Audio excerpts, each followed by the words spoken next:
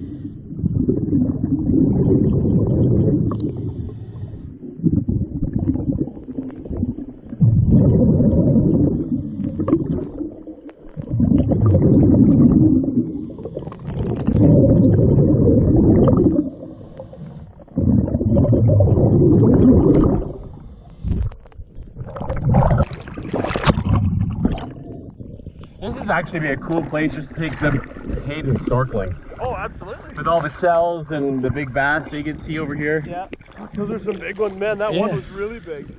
Fuck, you think you gotta go to the Caribbean to see some cool stuff, you don't? I don't know. And there's a few shoals like this. There's this one.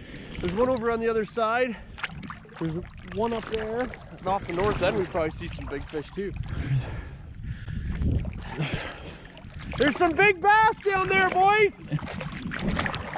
Oh, fuck yeah, there's like 4 right around here. Come there, you're gonna be.